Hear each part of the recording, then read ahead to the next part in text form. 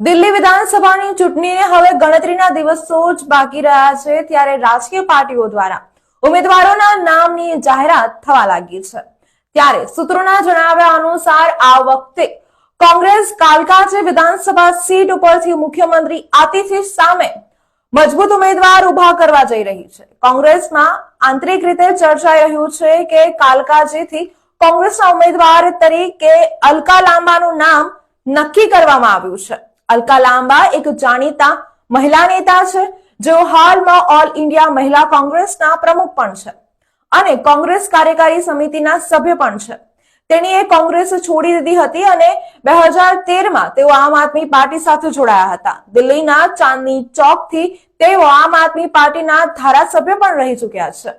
અન્ના ચળવળ દરમિયાન આમ આદમી પાર્ટી સાથે સંકળાયા હતા અને અરવિંદ કેજરીવાલ સાથે પણ નજીકથી કામ કરેલું છે। બાદમાં પાર્ટી સાથે મતભેદ થતા તેઓ કોંગ્રેસમાં પરત ફર્યા હતા। હવે મુખ્યમંત્રી આતિશીને અલકા લાંબા ટક્કર આપવા જઈ રહ્યા છે।